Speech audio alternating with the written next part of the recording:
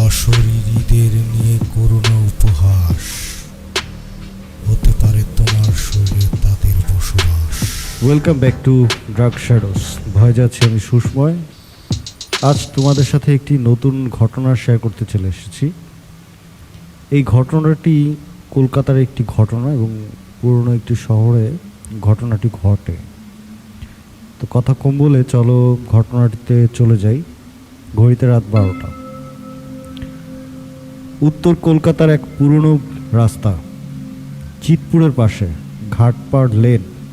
এখানে এখনও কিছু ভাঙা রাজবাড়ি আছে, যেগুলোর জানালার ধুলো জমে আছে বহু বছর ধরে।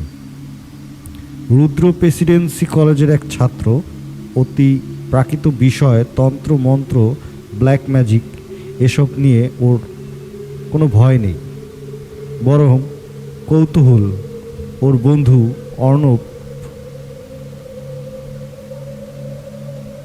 অর্ণব একদিন বলল, তুই জানিস চিতপুরের ওই রাজবাড়িতে এক তান্ত্রিক নাকি প্রেত আহ্বান করেছিল 1946 সালে। তারপর থেকে ওই বাড়ির জানালা দিয়ে কেউ ভিতরে তাকায় না। রুদ্র কথাগুলো শুনে হিহি করে হেসে উঠল। এরপর বলল, তুই এসব বিশ্বাস করিস? তখন অর্ণব বলল, চল আজ রাতেই সেখানে যাওয়া যাক। রুদ্র তখন বলল, না, আমার ভীষণ কাজ রয়েছে, তা আমি আজ রাতে সেখানে যেতে পারবো না, অন্য কোনো একদিন যাব। তখন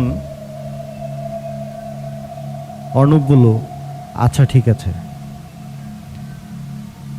অমাবস্যা রাতে আমরা সেদিন ওই বাসাতে যাব।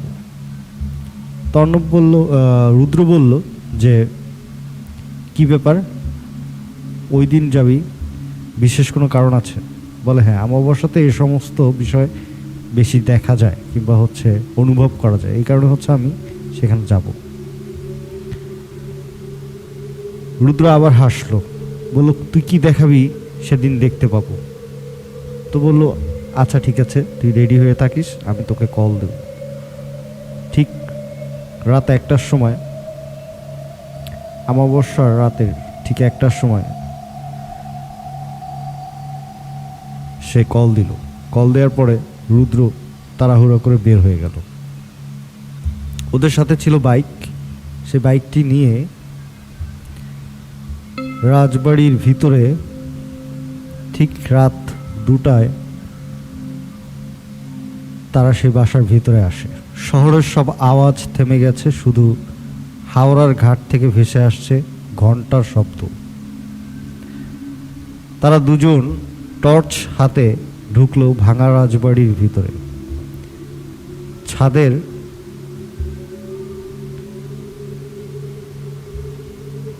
পলেস্তারা খসে পড়ছে, মেঝেতে বাদুড়ের ডানা আর দেওয়ালে লালচে দাগ, মনে হচ্ছে পুরনো রক্ত।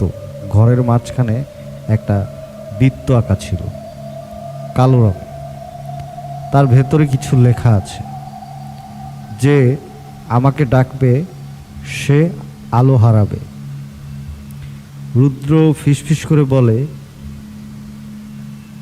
এইটা প্রেত আহ্বানের বৃত্ত হতে পারে, মন্ত্রটা জানা দরকার। ও তার ফোনে খুঁজে নেয় প্রেত আহ্বান তন্ত্র নামে এক মন্ত্র। তারপর ধীরে ধীরে উচ্চারণ শুরু করে, ওম কল্যাণী শ্মশানবাসিনী। এরপরে সে এই মন্ত্র আহ্বান করে অন্ধকারে আহ্বান করে। মন্ত্র পড়ার সঙ্গে সঙ্গে বাতাস ভারী হয়ে উঠল, টর্চ নিভে গেল। অর্ণব বলল, রুদ্র, কিছু করিস না, আমার শ্বাস নিতে খুব কষ্ট হচ্ছে। হঠাৎ রাজবাড়ির পেছনের দরজা নিচ থেকেই খুলে গেল। ভিতর থেকে ঠান্ডা ধোঁয়া বেরিয়ে এলো, আর সেই ধোঁয়ার ভিতরে এক নারীর মুখ, চোখ নেই, জিভ কালো আর গলায় ভাঙা হার। সে ফিসফিস করে বলল, তোমরা আলো এনেছো, কিন্তু আমি আলো সহ্য করতে পারি না। রুদ্র পেছনে ফিরতে পারল না, পা যেন মাটিতে আটকে গেছে। নারীর মুখ ধীরে ধীরে কাছে আসছে, অতঃপর এক চিৎকার। সেই নারীটি বলল, আমি এখন তোমাদের ভিতরে আছি। পরদিন সকালে অর্ণব একা রাজবাড়ির বাইরে পড়েছিল অজ্ঞান অবস্থায়। ওকে হাসপাতালে নিয়ে যাওয়া হয়। জ্ঞান ফেরার পর ও শুধু একটাই কথা বলে, রুদ্র এখন আর রুদ্র নেই, ওর চোখে তাকিও না।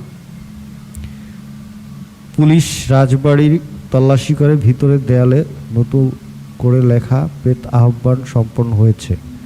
রুদ্র আর কখনো ফিরে আসেনি, কিন্তু মাঝে মাঝে রাতে চিতপুরের ওই রাস্তা দিয়ে কেউ গেলে শুনতে পায় এক ভয়ঙ্কর গলা এবং শুনতে পায় একটি মন্ত্র, ওম কাল্যাণী শ্মশান বাসিনী।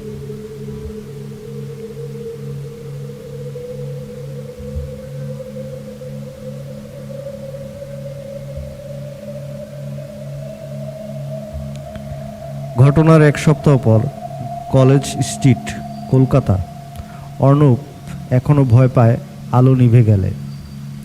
রাতে ঘুমাতে গেলে ওর মনে হয় কেউ জানালার বাইরে দাঁড়িয়ে আছে।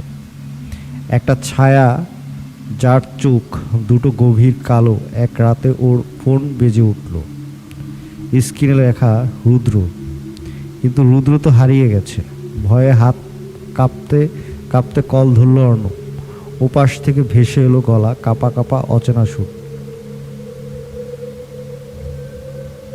সে বলছে, আমি আলো দেখি না, আমি অন্ধকারে বেঁচে আছি, তুই কি আমায় দেখতে চাস? অর্ণব। লাইন কেটে গেল। অর্ণব পরের দিন রাতেই চলে গেল চিতপুরের সেই রাজবাড়িতে। বৃষ্টি পড়ছে ঝুমঝুম করে, রাস্তা ভিজে গেছে। ওর হাতে কেরোসিন ল্যাম্প আর মনে ভয় মিশ্রিত কৌতূহল। বাড়ির ভিতরে ঢুকেই ও শুনল, তুই ফিরেছিস, আমি তোকে অপেক্ষা করছিলাম। রুদ্র দাঁড়িয়ে আছে, কিন্তু সে আগের মতো নয়। চোখের মণি নেই, মুখ ফ্যাকাশে, আর গলার কাছে লালচে দাগ, যেন কেউ সেখানে কিছু বেঁধে রেখেছে। রুদ্র ধীরে ধীরে বলে, ওই রাতে আমি মারা যাইনি অর্ণব, আমি তাদের সঙ্গে এক হয়ে গিয়েছি। এখন আমি তাদের কণ্ঠ। হঠাৎ ঘর জুড়ে বাতাস ঘুরে গেল, ল্যাম্পের আলো নিভে গেল। অর্ণব বুঝল সে একা নয়। চারপাশে অসংখ্য ফিসফিস শব্দ, কারো কান্না, কারো হাসি। রুদ্র বলে, প্রেত আহ্বান শেষ হয়নি, এবার তাদের মুক্তি দিতে হবে, না হলে শহরটা অন্ধকারে ডুবে যাবে। অর্ণব জিজ্ঞেস করলো, তুই চাস আমি কি করি? রুদ্রের মুখে হালকা হাসি, তুই আমার মতো হবি, তাহলেই সব শেষ হবে। অর্ণব বুঝে ওঠার আগেই রুদ্র তার দিকে এগিয়ে আসে, আর বাতাসে ভেসে ওঠে সেই ভয়ঙ্কর মন্ত্র, ওম কাল্যাণী শ্মশান বাসিনী। চিতপুরের রাজবাড়িতে লোকজন আবার যায়। ভেতরে কেউ নেই, শুধু দুইটি ছায়া আঁকা দেয়ালে, একটা রুদ্রের আর একটা অর্ণবের। আর দরজার পাশে রক্ত দিয়ে লেখা প্রেত আহ্বান সম্পন্ন। এবার আলো নিভে শহর জুড়ে। সেদিন থেকে কলকাতার কিছু রাস্তায় রাতে স্ট্রিট লাইট নিভে যায় হঠাৎ, আর অন্ধকার ভেসে আসে দুজনের মিশ্র গলা, ওম কালী শ্মশান বাসিনী। ধন্যবাদ। এই ধরনের যদি ঘটনা আরও শুনতে চান, কিংবা এরপর আরও কি হয়েছে, এই ঘটনার আরও কিছু রয়েছে কিনা, কিংবা আরও কোনো পর্ব রয়েছে কিনা, এপিসোড রয়েছে, তবে অবশ্যই কমেন্ট বক্স জানাতে পারেন এবং আমার চ্যানেলটি অবশ্যই সাবস্ক্রাইব করে পাশে থাকবেন। ধন্যবাদ।